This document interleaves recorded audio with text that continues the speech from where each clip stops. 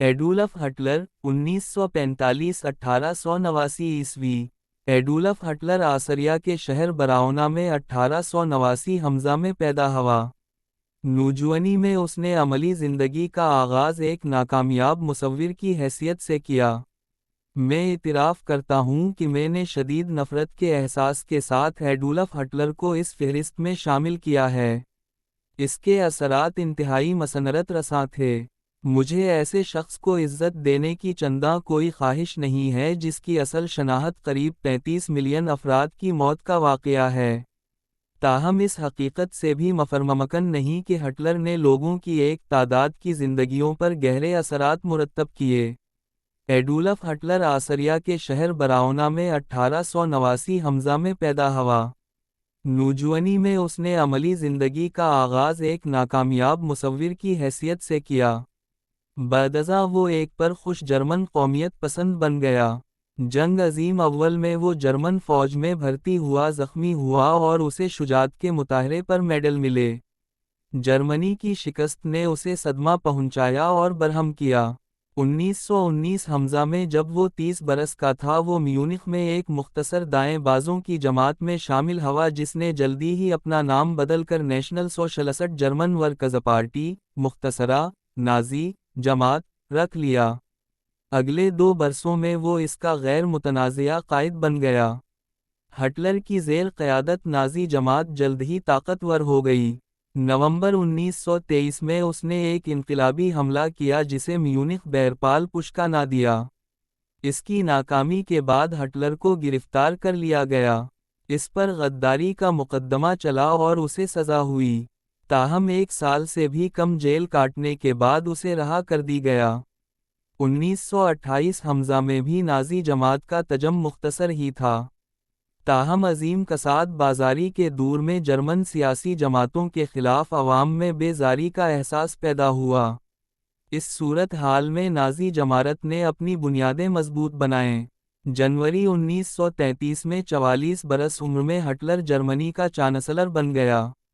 Chancellor بننے پر اس نے تمام مخالف جماعتوں کو حکومتی ڈھانچہ کے حق میں استعمال کرکے زائل کر دی اور آمر بن بیٹھا۔ لیکن اس کا یہ مطلب نہیں کہ یہ سب کچھ عوامی آزادی اور دیوانی قوانین کی بتدریج شکست ور یخت کے بعد ہوا۔ بس سب کچھ شتابی کے ساتھ کیا گیا۔ نازیوں نے مقدمات کا تکلیف بھی ضروری نہیں سمجھا۔ بیشتر سیاسی حریفوں کو زدو کوب کیا گیا، بعض کو مار دیا گیا۔ تاہم جنگ سے پہلے چند سالوں میں اس کے باوجود ہٹلر کو جرمنوں کی بڑی اکثریت کی جماعت حاصل رہی کیونکہ اس نے بے روزگاری کا خاتمہ اور معاشی خوشحالی کو استوار کیا۔ پھر وہ فتوحات کی دوڑ میں شامل ہو گیا جو جنگ عظیم دوم کا سبب بنے۔ ابتدائی فتوحات اسے جنگ وغیرہ کے چکر میں پڑے بغیر حاصل ہوئیں۔ انگلستان اور فرانس اپنی معاشی بدحالی کے باعث مایوسانہ حد تک امن کے خواہاں تھے کہ انہوں نے ہٹلر کے کسی کام میں مداخلت نہیں کی۔ ہٹلر نے ورسیلز کا معاہدہ منسوخ کیا اور جرمن فوج کو از اثر نو منظم کیا۔ اس کے دستوں نے مارچ 1936 ء میں رہائن لینڈ پر قبضہ کیا۔ مارچ 1938 ء میں آسٹریا کو جبری طور پر خود سے ملحق کر لیا۔ اس نے سوڈیٹن لینڈ کو بھی ستمبر 1938 میں اس سے الحاق پر رضامند کر لیا۔ یہ چیکوسلوواکیہ کا ایک بین الاقوامی معاہدے میونخ پیکٹ سے برطانیہ اور فرانس کو امید تھی کہ وہ دنیا میں امن قائم کرے گا، لیکن چیکوسلوواکیہ بے یارومددگار تھا۔ ہٹلر نے اگلے چند ماہ میں اس کا باقی ماندہ حصہ بھی غصب کر لی۔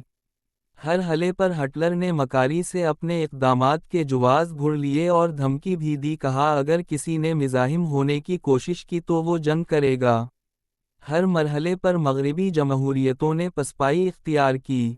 انگلستان اور فرانس نے البتہ پولینڈ کے دفاع کا قصد کیا جو ہٹلر کا اگلا نشانہ تھا۔ ہٹلر نے اپنے دفاع کے لیے اگست 1939 ء میں سٹالن کے ساتھ عدم جارحیت کے معاہدے پر دستخط کیے۔ دراصل یہ ایک جارحانہ اتحاد تھا جس میں 2 آمر اس امر پر متفق ہوئے تھے کہ وہ پولینڈ کو کس شرح سے آپس میں تقسیم کریں گے۔ 9 دن بعد جرمنی نے پولینڈ پر حملہ کیا۔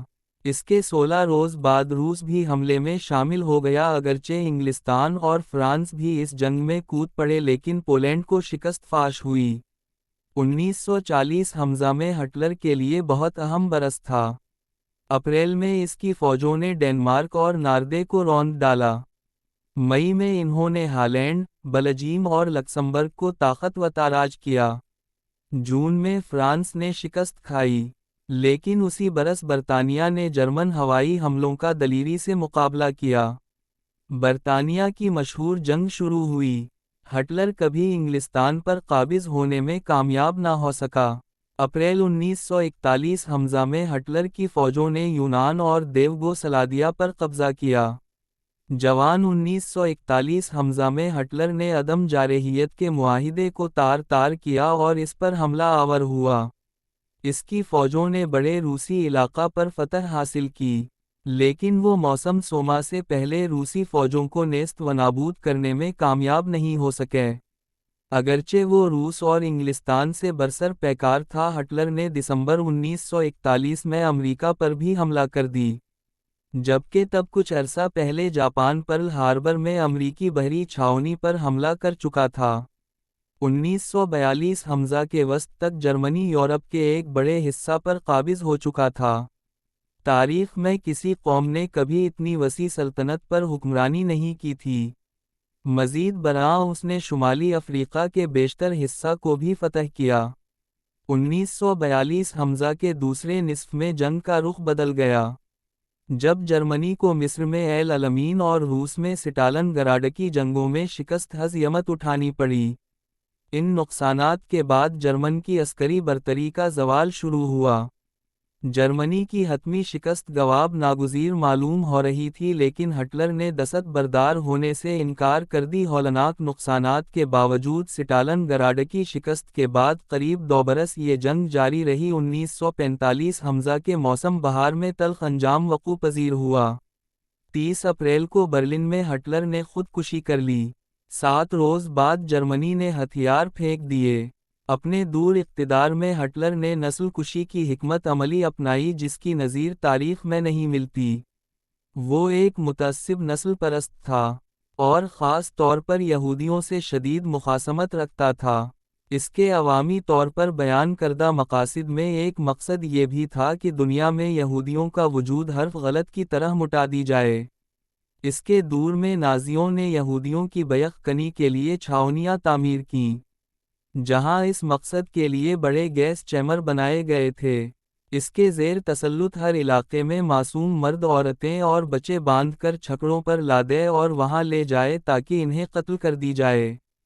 چند برسوں کی مدت میں اس طور قریب 60 لاکھ یہودی مارے گئے۔ یہودی ہی ہٹلر کے زیر عتاب نہ آئے، اس کے دور میں روسیوں اور خانہ بدوشوں کی ایک بڑی تعداد کا بھی قتل عام کیا گیا، اور ان لوگوں کو بھی گولی مار دی گئی جو نسلی طور پر کم تری کسی حوالے سے ریاست کے دشمن تھے۔ یہ سوچنا غلط ہے کہ یہ قتل عام بے ساختہ اقدام تھا، جنگ کی گرما گرمی اور جوش میں رونما ہوا۔ یہ قتل گاہیں ایسی ہی احتیاط سے کاروباری مراکز بنائے جاتے ہیں، ان میں بہی کھاتے بنائے گئے، مقتولوں کی درجہ بندی ہوئی اور لاشوں سے ملنے والی قیمتی اشیاء جیسے انگوٹھیاں اور سونے کے دانت وغیرہ منظم انداز میں اکٹھے کیے گئے۔ متعدد مقتولین کی لاشوں کو صابن وغیرہ بنانے کے لیے بھی استعمال کیا گیا۔ اپنے اس منصوبے کے متعلق ہٹلر اس قدر پر جوش تھا کہ جنگ کے آخری برسوں میں جب ملک بھر میں وسائل کی قلت پیدا ہو گئی، اس کے باوجود بیل گاڑیوں قیدیوں کو لادے ان قتل گاہوں کی طرف مسلسل سفر کرتی رہیں۔ ایک ایسے منصوبے پر جو فوجی اعتبار سے چندہ بے سود تھا تب بھی کام نہیں رکا۔ متعدد وجوہات کی بنا پر یہ ظاہر ہوتا ہے کہ ہٹلر کی شہرت باقی رہے گی۔ ایک تو اس لیے کہ اسے تاریخ کے خبیث ترین افراد میں شمار کیا جاتا ہے۔ اگر نیرو اور کالیگولا جیسے لوگ بربریت کے نشان کے طور پر 20 صدیوں کے بعد بھی تاریخ کے حافظے میں موجود ہیں، جن کی یہ حرکات ہٹلر کے مقابلے میں نہایت کم تر تھیں، تو اعتماد کے ساتھ یہ پیشین گوئی کی جا سکتی ہے کہ ہٹلر جیسا شخص، جسے بلا مبالغہ تاریخ کا انتہائی شیطان صف آدمی مانا گیا ہے، آئندہ متعدد صدیوں تک انسانی یادداشت سے محو نہیں ہوگا۔ مزید یہ کہ ہٹلر جنگ عظیم دوم کے اصل محرک کی حیثیت سے بھی زندہ رہے گا، جو تاریخ کی سب سے بڑی جنگ مانی جاتی ہے۔ نیو کلیائی ہتھیاروں کی ایجاد سے یہ بات سامنے آتی ہے کہ مستقبل میں اس سے کہیں زیادہ ہولناک جنگیں لڑی جائیں گی، لیکن سودویا 3000 برس بعد بھی جنگ عظیم دوم کو تاریخ کے ایک اہم واقعہ کے طور پر یاد رکھا جائے گا۔ ہٹلر اپنی دلچسپ اور بے سروپا داستان حیات کے سبب بھی یاد رکھا جائے گا۔ ایک بدیسی ہٹلر جرمنی میں نہیں بلکہ آسٹریا میں پیدا ہوا تھا، کسی سیاسی تجربہ، دولت یا سیاسی روابط کے بغیر 14 سال سے بھی کم عرصہ میں دنیا کے ایک بڑے طاقتور ملک کا سربراہ بن گیا۔ ایک خطیب کی حیثیت سے اس کی اہلیت غیر معمولی تھی، اس اعتبار سے کہ اس میں لوگوں کو اپنی منشا کے مطابق بدل دینے کی بے پناہ طاقت موجود تھی۔ یہ کہنا بجا ہے کہ ہٹلر تاریخ ایک مؤثر ترین خطیب تھا۔ آخری بات یہ ہے کہ اس حقیقت کو بھی فراموش نہ کیا جائے گا کہ کس طور اس نے بے پناہ طاقت حاصل کرکے اسے اپنے مذموم اور شیطانی مقاصد کے لیے استعمال کیا۔ آغلبا یہ بات درست ہے کہ کسی دوسری تاریخی شخصیت نے ایڈولف ہٹلر سے بڑھ کر اپنی نسل پر اس قدر گہرے اثرات ثبت نہیں کیے۔ ان لاکھوں افراد کے علاوہ جو جنگ میں کھیت رہے یا جنہیں نازیوں کی قتل گاہوں میں موت کے گھاٹ اتارا گیا، ان لوگوں کی تعداد بھی لاکھوں میں ہے جو اس جنگ و جدل کے باعث بے گھر ہوئے اور جن کی زندگیاں تباہ ہوئیں۔ ہٹلر کی اثر انگیزی کا تعین کرتے ہوئے دو عمل کو ضرورمد نظر رکھنا چاہیے۔ اول یہ کہ اس کی زیر قیادت جو واقعات رونما ہوئے، اس کے بغیر کم از کم حالات اس قدر سنگین اور ہولناک نہ ہوتے۔ اس حوالے سے یہ چارلز ڈراون یا سیمون بولیوار جیسی شخصیات سے چنداں برعکس ہے۔ یہ درست ہے کہ جرمنی اور یورپ میں موجود صورتحال نے ہٹلر کو کھل کھیلنے کا موقع دیا۔ اس کے سامی النسل اقوام کے خلاف رویے اور فوجی بیانات نے اپنے سامعین میں خاص طور پر ایک واضح ردعمل پیدا کیا۔ اس بات کے شواہد موجود نہیں ہیں کہ 1920 حمزہ یا 1930 حمزہ کی دہائیوں میں جرمنوں کی خواہش یہی رہی کہ ان کی حکومت ایسی شدید حکمت عملیاں اختیار کرے جیسی ہٹلر نے اپنائیں۔ نہ ایسا ہی قیاس کیا جا سکتا ہے کہ دوسرے جرمن سربراہ بھی ایسی ہی سوچ کا مظاہرہ کرتے۔ نہ ہی در حقیقت ہٹلر کے دور کے اصل واقعات سے متعلق کوئی بیرونی مبصر صحیح پیشین گوئی کر سکتا تھا۔ دویم، تمام نازی تحریک کی قیادت غیر معمولی حد تک ایک ہی قائد کے ہاتھوں میں تھی۔ مارکس، لینن، سٹالن اور دیگر رہنماؤں نے اجتماعیت پسندی کے فروغ کے لیے بنیادی کردار ادا کیے، لیکن قومی اشتراکیت پسندی کو ہٹلر سے پہلے کوئی قابل ذکر رہنما میسر نہیں آیا اور نہ ہی بعد میں ملا۔ اس نے نازیوں کو اقتدار دلایا اور ان کے دور اقتدار میں مسلسل اپنی حاکمیت کو مستحکم رکھا۔ جب وہ مرا تو اس کی زیر قیادت موجود نازی جماعت اور حکومت بھی اس کے ساتھ فنا ہو گئی۔ ہٹلر کے اگرچہ اپنی نسل پر اثرات بہت گہرے ہیں، اس کے برعکس مستقبل کی نسلوں پر اس کے اثرات اسی نسبت سے کم معلوم ہوتے ہیں۔ ہٹلر اپنے مقاصد کے حصول میں یکسر ناکام رہا، جبکہ مستقبل کی نسلوں پر اس کے جو اثرات دکھائی دیتے ہیں وہ اس کے مقاصد اور منشا کے قطعی برعکس ہیں۔ مثال کے طور پر ہٹلر جرمنی کی طاقت اور سلطنت کو وسیع کرنے کا خواہش مند تھا، لیکن اس کی فتوحات بلحاظ حجم بڑی ہونے کے باوجود ناپائیدہ تھیں۔ آج جرمن کے پاس اتنا علاقہ بھی باقی نہیں رہا جو ہٹلر سے پہلے اس کے تسلط میں تھا۔ یہودیوں کی نیست و نابود کرنے کا ہٹلر کا جذبہ بے شک نہایت شدید تھا، لیکن اس کے قریب 15 برس بعد ہی یہودیوں نے ایک علیحدہ خود مختار ریاست حاصل کر لی، جیسا گزشتہ 2000 برسوں میں ممکن نہیں ہو سکا تھا۔ ہٹلر کو اجتماعیت پسندی اور روس سے شدید نفرت تھی۔ اس کی موت کے وقت اور کسی حد تک اس کے جنگ کے نتیجہ میں روسیوں کو مشرقی یورپ کے بیشتر علاقے میں اپنی حدود کو پھیلانے کا موقع ملا۔